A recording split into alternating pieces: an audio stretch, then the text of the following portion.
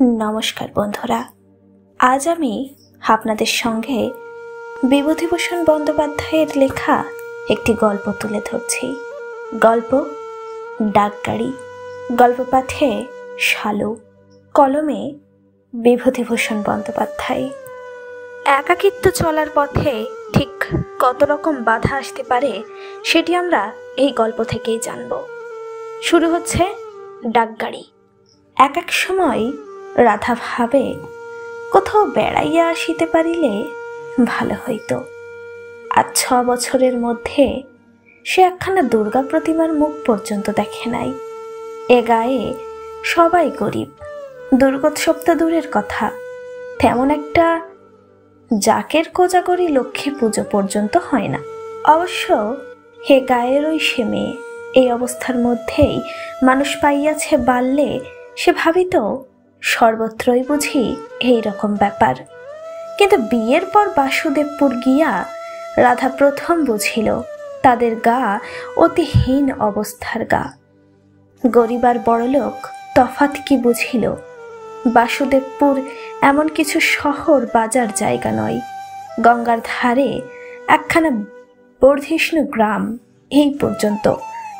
সেখানে মুস্তাফিরা বড়লোক, এমন পুজো নাই যে তাদের বাড়ি হইতো না।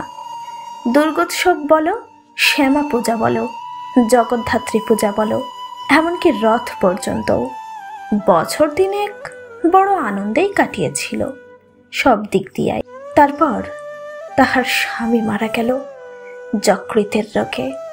শাশুড়ির সঙ্গে রাধার বনিল না। দিন কতক উভয়ের মধ্যে যেসব বাক্যবলির আদান প্রদান চলিল তাহাকে ঠিক সদয় ও ভদ্রবাক্য বলা চলে না।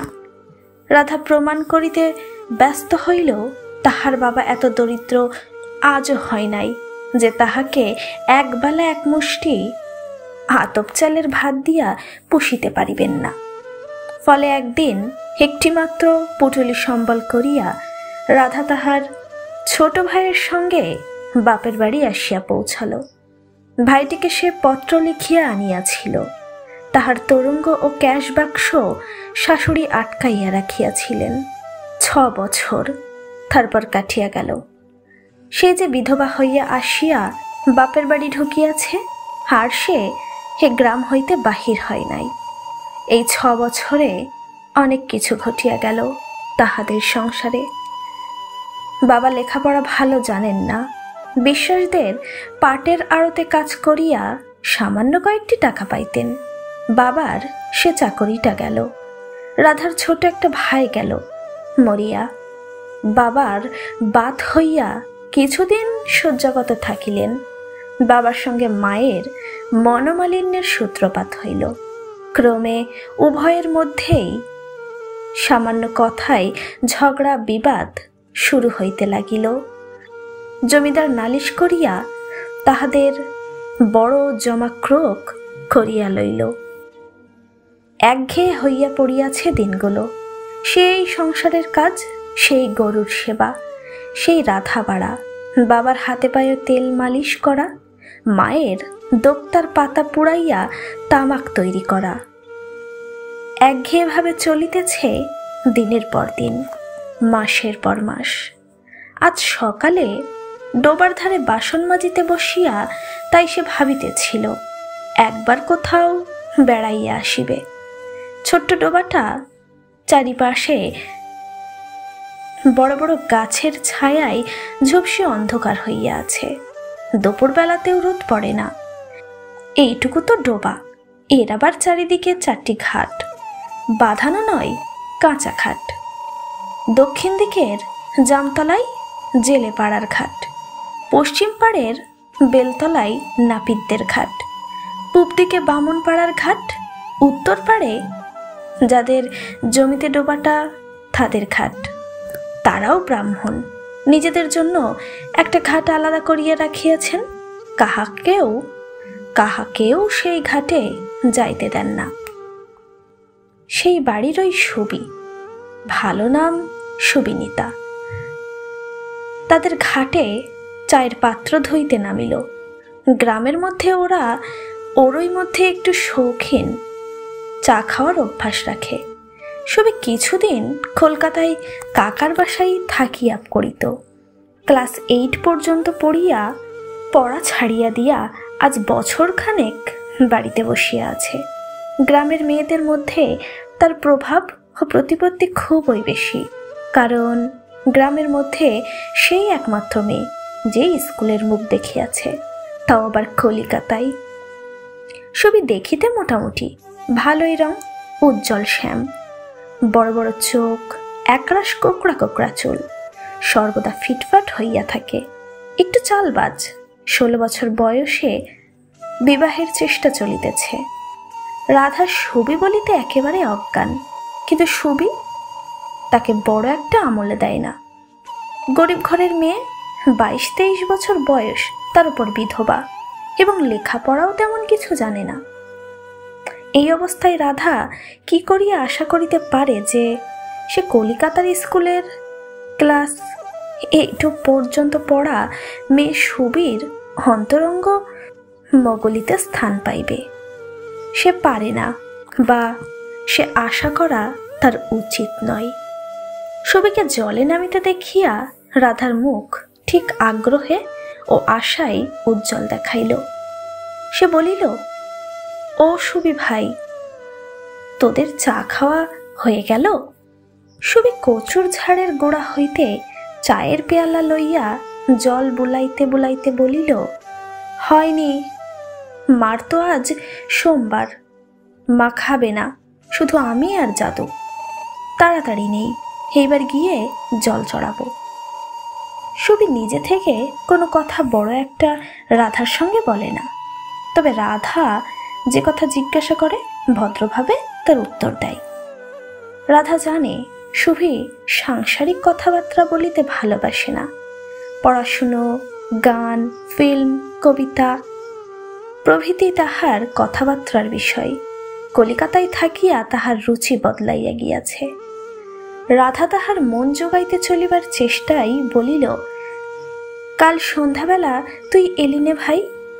আমি কতক্ষণ বসে একটা কবিতা মুখে মুখে বানালাম, তবে শোনাবো আজ দুপুরে। কি কবিতা? আশিস। এখন না, শোনাবো, মুখস্থ নেই ভাই। সুবি আর আগ্রহ দেখাইল না, শুধু বলিল, দুপুরে মা কাঁথা সেলাই করবে, আমাকে কাছে বসে সূচে সুতো পরাতে হবে, আমার যাওয়া হবে না। রাধা বলিল, সেই গানটা একটু গান না সুবি। সুবি চায়ের পাত্রগুলি হাতে লইয়া চলিয়া যাইতে উদ্যত অবস্থায় বলিল, এখন সময় নেই, অনেক কাজ, চলি। রাধা অতি করুণ মিনতির সুরে বলিল, গা না ভাই, 2 লাইন গা, বলছি এত করে। বলিতে ভুলিয়া গিয়াছি, পাড়া গাঁয়ের মেয়ের তুলনায় সুবি গান গাইতে পারে মন্দ নয়। কলিকাতায় থাকিবার সময় নিধুদার কাছে সে অনেক গান শিখিয়াছিল। নিধুদা তার কাকিমার পিস্তুত ভাইয়ের ছেলে, কলেজে পড়ে, বেশ গান গাইতে পারে, চেহারাও ভালো। সুবিকে দিন কতক সে গান শিখাইছে। ঘন ঘন আসিত। সুবি গুনগুন করিয়া মাত্র 2 কলি গাহিল। যৌবন সরসী নীড়ে কোনো চঞ্চল বন্যায় টলমল টলমল। ঠিক এই সময় নাপিতদের ঘাটে নাপিত বউ এক কাড়ি বাসন লইয়া মাজিতে বসিল। নাপিত বউ শ্যামবর্ণ, বয়স 19-20, খুব সুন্দর নিটল গড়ন, স্বাস্থ্যবতী, মুখশ্রীর মধ্যে একটা সুলভ ও সহজ সৌন্দর্য আছে। নাপিত বউ সুবিকে প্রায় পূজা করিয়া থাকে মনে মনে। তাহার জীবনে এমন মেয়ে সে দেখে নাই। অমন রূপ, অমন কথাবার্তা, অমন লেখাপড়া, অমন গান, সকল দিকেই সুবি নাপিত বউয়ের মন হরণ করিয়া লইয়াছে। যে পাড়া গায়ে নাপিত বউয়ের বাপের বাড়ি, সেই গায়ে এমন একটি মেয়ের কল্পনাও করা শক্ত। ইহার সঙ্গে আলাপ পরিচয়ের সুযোগ পাইয়া সে ধন্য হইয়া গিয়াছে। নাপিত বউ আঁচলের চাবিটা শক্ত করিয়া গেরো দিতে দিতে সুবির দিকে প্রশংসমান দৃষ্টিতে চাহিয়া গান শুনিতে লাগিল। বলিল, ভারী চমৎকার গল, দিদিমণি আপনার? কখনো এমন শুনিনি। কি গানটা দিদিমণি? সুবি পদগুলি আবৃত করিয়া গানটা বলিয়া গেল। নাপিত বউ গানের ভাষা বিন্দু বিসর্গও বুঝিল না। সুবির মন জোগাইবার জন্য একবার শুনিবার ভান করিয়া মাঝে মাঝে ঘাড় নাড়িতে লাগিল। সুবি ভাবিতাছিল, এ বর্বরদের গান শোনাইয়া লাভ কি? আজকাল তাহার গলা সত্যিই ভালো হইয়াছে। নিধুদা যদি শুনিত। আর কলিকাতায় যাওয়া হইবে না, নিধুদার সঙ্গে দেখাও আর হবে না। তাহার বিবাহের সম্বন্ধ খোঁজা চলিতেছে। স্কুল ছাড়াইয়া আনিয়া বাড়িতে রাখা হইয়াছে। বয়স 16 ছাড়াইতে চলিল কি না। আর বাড়ির বাহিরে যাইবার হুকুম নাই। কলিকাতা, চিত্রা, রূপবাণী, কেতকী, শোভা, নিধুদা সব স্বপ্ন এ জন্মের মতন ফুরাইছে। সোনার স্বপ্ন ভাঙিয়া গিয়াছে। আশ্চর্য নয় যে 23 বছরের বিধবা রাধার ঘনিষ্ঠতা তাহার ভালো লাগে না। নাপিত বউ তাহার পায়ের তলায় পোষা কুকুরের মতো পড়িয়া থাকে। কোনো রকমে সহ্য করিয়া থাকিতে হয়। ঝি চাকরকেও তো লোকে সহ্য করে। রাধা বুঝিল। রাধা বলিল, ভাই সুভি, তোর গলাখানা যদি একবার পেতাম। হিংসে হয় সত্যি। সুবি নাপিত বউয়ের খোসামত ও রাধার পায়ে পড়িয়া আলাপ জমানোর চেষ্টা ঠেলিয়া ফেলিয়া চায়ের পাত্র লইয়া চলিয়া গেল। সে মরিতেছে নিজের জ্বালায়। জেলেপাড়ার ঘাটে ছিপছিপে ফরসা থান পড়া জেলে বউ কাপড় কাচিতে নামিল। রাধা বলিল, ও রামুর মা, রামুর কোনো খবর পেলে? জেলে বউ বলিল, কোথায় দিদি ঠাকুরন, আজ 5 মাস ছেলে গিয়েছে। একখানা পত্তর নয়, টাকা পাঠানো চুলোই যাক। তার টাকা পাঠাতে হবে না। আমি ধান ভেনে খাড় কেচে গতর খাটিয়ে যেমন চালাচ্ছি, এমনি চালিয়ে যেতে পারলে বাঁচি। ছেলের রোজগার খেতে চাইনে। সে ভালো থাকুক, নিজের খরচ নিজে করুক, তাতেই আমি খুশি। কিন্তু বলো তো দিদি ঠাকুরন, একখানা চিঠি নেই। আজ 5 মাস আমি কি করে ঘরে থাকি? রামু লালমনির হাটে রেলে কি একটা চাকরি পাইয়া গিয়াছে। মাকে একবার 5টি টাকা পাঠাইয়াছিল। তারপর এখন লেখে যে সামান্য মাইনেতে তাহার কোলাই না। মাকে এখন তার টাকা পাঠাইতে পারিবে না। মা যেন কষ্ট করিয়া পূজা পর্যন্ত কোনো রকমে চালাইয়া লয়। ছেলের কষ্ট হইবার ভয়ে মাও আর টাকা চায় না। কষ্টে সৃষ্টেই চালাই। রাধার জেলে বউকে ভালোই লাগে বড়। এমন ধরনের মেয়ে এ গ্রামে ব্রাহ্মণ কারস্থের ঘরেও নাই। এত সুন্দর মন ওর। পরের উপকারে প্রাণ ঢালিয়া দিতে এমন লোক সত্যিই গায়ে আর নেই। শুধু রাধাদের বলিয়া নয়, লোকের চিড়ে কুটিতে জেলে বউ একক্রোশ দূরবর্তী বাজার হইতে তাদের হাট বাজার করিয়া দিতে জেলে বউ। কুটুম্ব বাড়িতে তত্ত্ব তাবাস পাঠাইতে কিংবা নববিবাহিতা মেয়ের সঙ্গে শ্বশুর বাড়িতে যাইতে জেলে বউ। জেলে বউ না হইলে এ গ্রামের লোকের চলে না। অথচ এসবের জন্য জেলে বউ কারো কাছে একটি পয়সা প্রত্যাশা করে না। পাড়ার 5 জনের বিনি পয়সায় বেকার খাটিয়া বেড়ানোই তার অভ্যাস। গত জ্যৈষ্ঠের মাসে রাধার মনে আছে, আমবাগানের পথ দিয়া সে ঘাটে যাইতেছিল। জেলে বউ আম কুড়াইতেছে বাগানে। রাধা বলিল, রামুর মা, আম কুড়ুচ্ছ? দেখি কোন কোন গাছের। ও, গুয়োথলির আম পেয়েছ যে দেখছি। ও বাবা, ও তো বড় একটা পাওয়া যায় না। আমি কত খুঁজি, একটাও পাইনি একদিনও। তোমার ভাগ্যি ভালো। ভারী বোটা শক্ত ওই আম, তলায় পড়েই না। অত মিষ্টি গাছের আম আর পাওয়া অত শক্ত। মাত্র 3টি আম পাইয়াছিল। জেলে বউ অমনি হাসি মুখে বলিল, তা নিয়ে যান দিদি ঠাকুরন, দয়া করে নিয়ে যান আপনি। জেলে বউয়ের গুণ আছে, অত সহজে ত্যাগ স্বীকার করিতে ওর জুড়ি নাই এ গায়ে। রাধা আম লইয়াছিল, এই জন্যই যে না লইলে জেলে বউ ভাবিবে ছোট জাতের দান বলিয়া ব্রাহ্মণের মেয়ে সকালবেলা গ্রহণ করিল না।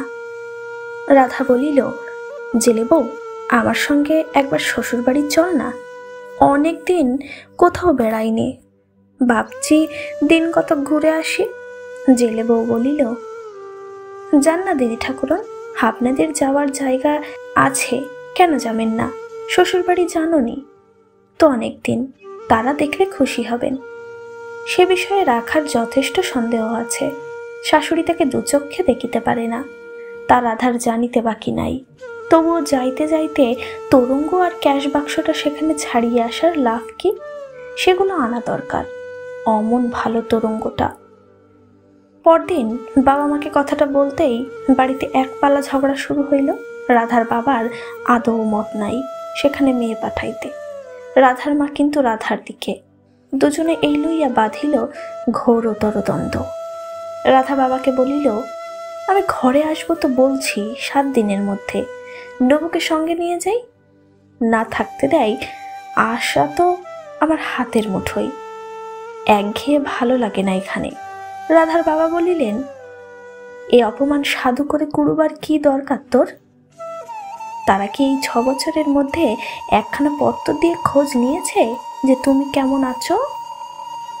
অনেক কষ্টে অবশেষে বাবাকে নিমরাজি গোছের করাইয়া ছোট ভাইকে সঙ্গে লইয়া রাধা আসিয়া গাংনাপুর স্টেশনে গাড়ি চাপিল। রেলগাড়িতে চাপিয়া রাধার মনে হইল সে মুক্তির স্বাদ পাইয়াছে বহুদিন পরে। কেবল বাবা মায়ের একঘেয়ে ঝগড়া, অশান্তি কেবল নাই নাই শুনিতে শুনিতে তাহার তরুণ মন অকালে পৌরত্বের দিকে চলিয়াছে। সংসারে আলো নাই, বাতাস নাই, এতটুকু আনন্দ নাই। শুধুই সোনা, চাল নাই, কাঠ নাই, একাদশীর আটাকোট। নবুর কাপড় ছিঁড়িয়া গিয়াছে, নতুন একটা ইজের 6 আনা হইলে পাওয়া যায়, তা যেন 6টি মোহর। নবুর 5 মাসের স্কুলের মাইনে বাকি, দুবেলা মাস্টারে শাসাই। মুখুজ্জুদের বাড়ির ঠাকুমার দেনার টাকায় সুদের তাগাদা তার বাবার যত মিথ্যে কথা বানাইয়া বলা পাওনাদারদের বিদায় করিতে আজ সে হাঁপ ছাড়িয়া বাঁচিল। রানাঘাট স্টেশনে গাড়ি বদল করিয়া মুর্শিদাবাদ লাইনের গাড়িতে চাপিতে হইল। মোড়াগাছার নামিয়া ক্রোশখানেক হাঁটিয়া বৈকাল 3টার সময় সে শ্বশুর বাড়িতে গিয়া পৌঁছাইল। শাশুড়ি বউকে দেখিয়া বলিলেন, এই যে নবাবের মেয়ে, তা এতদিন পরে কি মনে করে সঙ্গে? ওটাকে ছোট ভাই, ও সেই নাবু না? এসো এসো বাবা, সুখে থেকো, চিরজীবী হও। তা বেশ ছেলেটি। কিন্তু শাশুড়ির অমায়িকতার 3 দিনের মধ্যেই ঘুচিয়া গেল। রাধার বিধবা বড় ননদ ভাতৃবধূকে পুনরায় এ বাড়িতে আসিতে দেখিয়া সন্তুষ্ট হয় নাই। রাধার গলার 6 ভরির হার সেবার শাশুড়ি কাড়িয়া রাখিয়াছিলেন। সেই হার ছড়া ভাঙিয়া ননদের মেয়ের বিয়ের সময় হাতের রুলি আর বালা গড়াইয়া দেওয়া হইয়াছে। বড় ননদ ভাবিয়াছিলেন, আর 6 বছর যে বউ এ বাড়ি আসে নাই, সে আর আসিবে না। কিন্তু আপদ আবার আসিয়া যখন জুটিল, তখন তো হারের দাবি করিয়া বসিবে। হইলও তাই। রাধা শাশুড়ির কাছে হার চাহিল। শাশুড়ি বলিলেন, তোমার বাবা যে টাকা বিয়েতে দেবেন বলেছিলেন তা দেননি, 200 টাকা বাকি ছিল, তার দরুন হার রেখে দিই। সে টাকা নিয়ে এসো আগে, হার এক্ষুনি বের করে দিচ্ছি। বড় ননদও এই কথাই সায় দিলেন। রাধা বলিল, বারে, আমার বাবার গড়িয়ে দেওয়া হার তোমরা তো আর দাওনি। বাবা টাকা দিয়েছেন কিনা সে তোমরা বোঝো গিয়ে, তার সঙ্গে আমার হার কেন তোমরা দেবে না? কিন্তু টাকা কড়ির কথাও আর কি অত সহজে মেটে? রাধা বলিল, আমার বাবার দেওয়া তরঙ্গ, তাই বা তোমরা কেন আটকে রাখবে? আর তরঙ্গের চাবি ভেঙে তোমরা জিনিসপত্র বার করে নিয়েছ কেন? শাশুড়ি ও ননদ দুজনে মিলিয়া বলিলেন, চাবি কেহ ভাঙে নাই, ভাঙ্গাই ছিল। রাধা বলিল, আমার নতুন তরঙ্গ, চাবি ভাঙা থাকলেই হলো? তোমরা ভেঙেছ, চোরের ঝাড়, দাও আমার হাড় ছড়া। শাশুড়ি বলিলেন, মুখ সামলে কথা বলো বৌমা। বলছি। উভয় পক্ষে তুমুল ঝগড়া বাঁধিয়া গেল। ননদ মারিতে আসিলেন ভাতৃবধূকে। নবুকে সেদিন আর কেহ খাইতে ডাকিল না। রাধার তো কথাই নাই, তাহাকে কেহ আদর করিয়া খাওয়াইবে। সে যখন তার বিবাহের হার ও তরঙ্গ চাহিতে আসিয়াছে। দুপুরের পরে ঝগড়াঝাটি করিয়া নবুকে সঙ্গে লইয়া রাধা ধর্মদহ গ্রাম হইতে মুড়াগাছা স্টেশনে হাঁটিয়া আসিল। দুজনেরই অনাহার। মনে পড়িল এই শ্রাবণ মাসেই সে ওই পথেই একদিন পালকি করিয়া নববধূ রূপে আসিয়াছিল। কথাটা মনে আসিতেই রাধার চোখে জল বাঁধ মানিল না। স্টেশনে আসিবার সারা পথটাই সে কাঁদিতে কাঁদিতে আসিল। ট্রেনটি আসিলে তাহাতে কলের পুতুলের মতো বসিয়া রাধা কত কথা ভাবিতে লাগিল। মিছিমিছি প্রায় 3টা টাকা খরচা হয়ে গেল। এ টাকা অবশ্য তাহার বাপের বাড়ির নয়, তাহার নিজেরই জমানো টাকা। টাকাটা হাতে থাকিলে টানাটানির সংসারে কত কাজে দিত। বাবার আমতে আসা হইয়াছে, শুধু হাতে ফিরিলে বাবার বকুনি খাইতে হইবে। মা মুখ ভার করিয়া থাকিবে। 6 ভরির হার ছড়া লইয়া যাইতে পরিবার আশা করিয়াই সে আসিয়াছিল। বাবা মায়ের সে আশা যে একেবারে ছিল না তা বলা যায় না। এবার সকলে রাগ করিবে। তাছাড়া ভবিষ্যতে শ্বশুরবাড়ি আসিবার পথও গেল। শাশুড়ির সঙ্গে ঝগড়া না করিলেই হইত। না হয় গিয়াছে হার ছড়াটা। বাপ মায়ের অবর্তমানে শ্বশুরবাড়িতে একটু দাঁড়াইবার স্থান তো হইত। তাহার জীবনে কোনো সুখ নাই। বাড়ি গিয়া তো সেই একঘেয়ে ব্যাপার। সেই ডোবার ধারে সকালে বাসন মাজা, সেই গোয়াল পরিষ্কার, সেই রাধা বাড়া। সুবি তা সেও তেমন মন খুলিয়া কথা কয় না। সে অনেক কিছু ভুলিতে পারিত যদি সুবি তাহার সঙ্গে হাসিয়া আলাপ করিত, প্রাণ খুলিয়া মিশিত। তা করে না। কত করিয়া সাধিয়া, কত ভাবে মন জোগাইয়া রাধা দেখিয়াছে। সত্যি জীবন সব দিক দিয়াই অন্ধকার। বাঁচিয়া কি সুখ? কাল সকালে কি হইবে সে বেশ স্পষ্ট দেখিতে পাইতেছে। রাত্রে আজ সে বাড়ি ফিরিলেই বাবার সঙ্গে মায়ের ঝগড়া বাঁধিবে। অর্থাৎ সে হার আদায় করিতে না পারিয়া ফিরিলেই বাবার আশাভঙ্গের রাগটা গিয়া পড়িবে মার উপর। দুজন ধুন্ধুমার বাঁধিয়া যাইবে। সুবি নামিবে ওদের নিজেদের ঘাটের কচুতলার চায়ের বাসন ধুইতে। নিজে হইতে একটা কথাও সে জিজ্ঞাসা করিবে না যে রাধা কবে আসিল বা কিছু। রাধাকে প্রথমে কথা বলিতে হইবে। সুবি 2-1টা হা না গোছের দায়সারা উত্তর দিয়ে চায়ের পেয়ালা পিরিচ উঠাইয়া লইয়া চলিয়া যাইবে।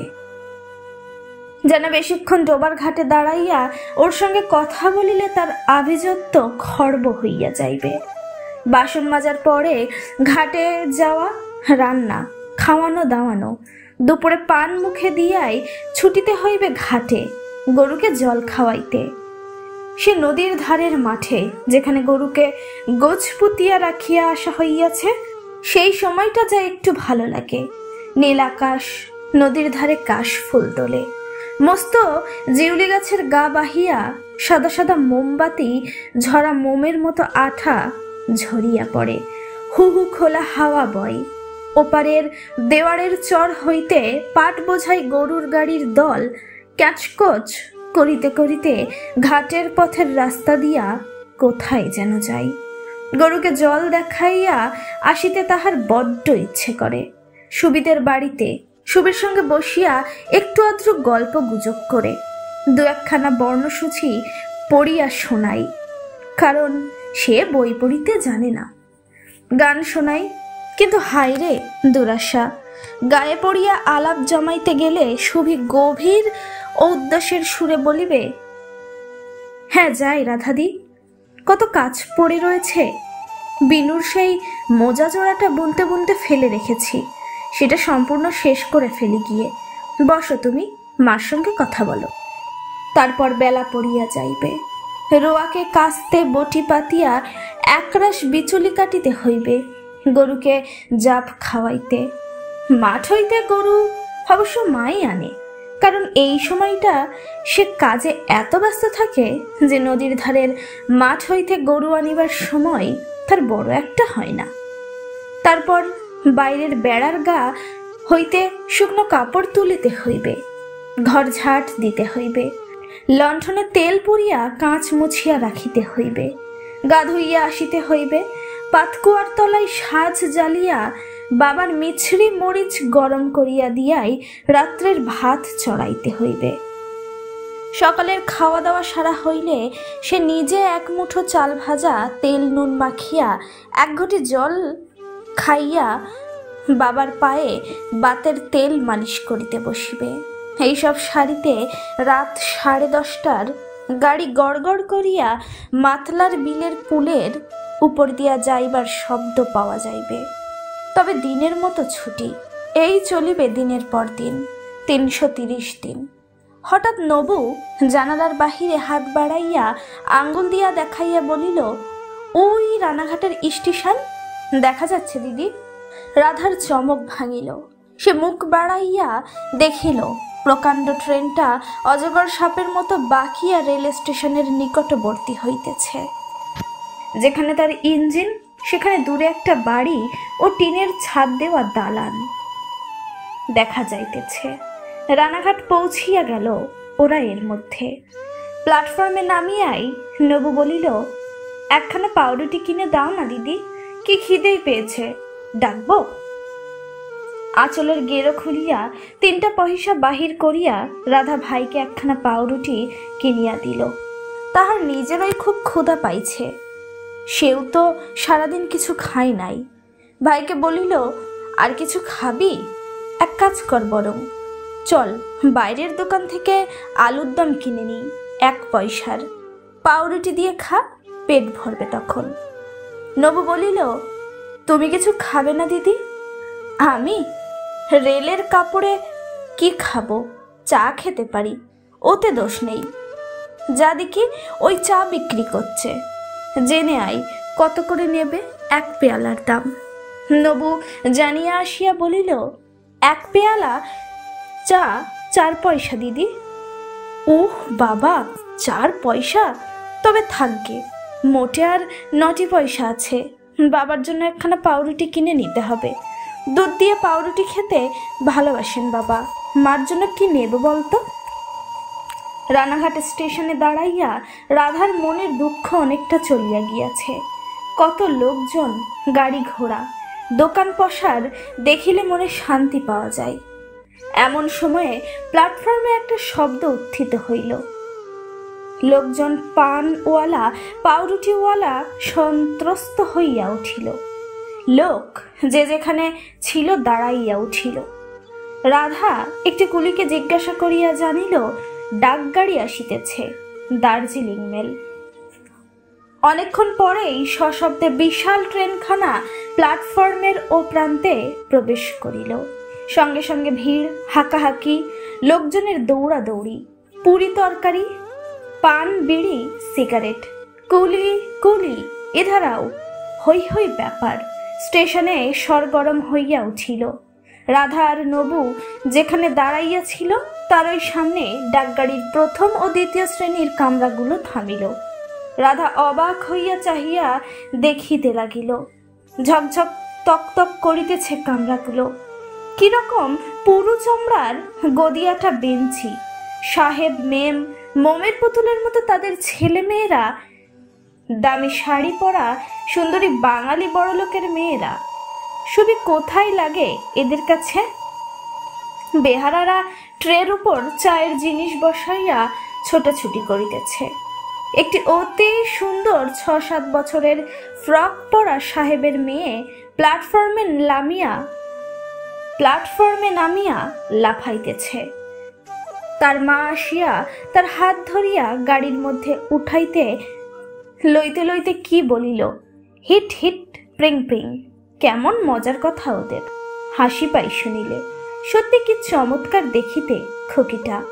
নবু বলিল, এইদিকে এসে দেখো দিদি, খাবার গাড়ি। একখানা খুব বড় লম্বা গাড়ির মধ্যে সারি সারি টেবিল পাতা, টেবিলের উপর ধবধবে চাদর, কাচের ফুলদানিতে ফুল সাজানো, চকচকে সব কাঁচের বাসন। মেলা সাহেব মেম খাইতে বসিয়াছে, বাঙালির মেয়েও আছে তাদের মধ্যে, তবে বেশ নয়, ওই দু একজন। 18-19 বছরের একটি বাঙালি মেয়ে বেশি দামের টিকিটের কামরা হইতে নামিয়া প্ল্যাটফর্মে দাঁড়াইয়া ফল কিনিতেছে। রাধা কি দেখিল কি পাইল জানি না, কিন্তু ডাকগাড়িখানা তার সুশ্রী সুবেশ আরোহী দল ও সুসজ্জিত ঝকঝকে তকতকে প্রথম ও দ্বিতীয় শ্রেণীর কামরাগুলি লইয়া তাহার মনে একটি অপূর্ব আনন্দ, উৎসাহ ও উত্তেজনা সৃষ্টি করিল। সমস্ত দার্জিলিং মেলখানা যেন একটি উদ্দীপনাময়ী কবিতা কিংবা কোনো প্রতিভাবান গায়কের মুখে শোনা সঙ্গীত। রাধার মনে হইল এই ভালো কাপড় চোপড় পরা সুন্দর চেহারার মেয়ে পুরুষ বালক বালিকাদের সে দেখিতে পাইতে পারে, যদি মাত্র 6 আনা পয়সা খরচ করিয়া রানাঘাট স্টেশনে আসে। যে পৃথিবীতে এরা আছে সেখানে তার বাবার বাতের বেদনা, সুবীর হৃদয়হীনতা, মায়ের খিটখিটে মেজাজ, বাবা মায়ের ঝগড়া, শাশুড়ির নিষ্ঠুর ব্যবহার সব ভুলিয়া যাইতে হয়। এমনকি তার 6 ভরির হার ছাড়ার লোকসানের ব্যথাও যেন মন হইতে মুছিয়া যায়। কি চমৎকার! দেখিলে জীবন সার্থক হয় বটে, মন ভরিয়া ওঠে বটে। সংসারে এত সুখ, এত রূপ, এত আনন্দও আছে। পূর্বেই বলিয়াছি, রাধা কি বুঝিল কি পাইল জানি না, কিন্তু এ কথা খুবই সত্য যে মেলগাড়িখানা ছাড়িয়া গেলে রাধা দেখিল যে সে যেন নতুন মানুষ হইয়া গিয়াছে। মনে নতুন উৎসাহ, হাতে পায়ে নতুন বল, চোখে নতুন ধরনের দৃষ্টি। সে যেন রাধা নয়, যে সংসারের অসহায়, অনাহত, অপেক্ষিত, অবলম্বনহীন এবং যার শেষ সম্বল 6 ভরির হার ছড়াটা পর্যন্ত শাশুড়ি ঘুচাইয়া দিয়াছে। নবুকে বলিল, ওদের কাছ থেকে 1 পেয়ালা চা নিয়ে আই নবু, তুই আর আমি ভাগ করে খাই। যাজ্ঞা 4 পয়সা, আমাদের ট্রেনের এখন অনেক দেরি, ততক্ষণ 1 পেয়ালা চা খেয়ে নেওয়া যাক। বাড়ি গিয়ে যেন মার কাছে আবার বলিস নে, মা বকা দেবে।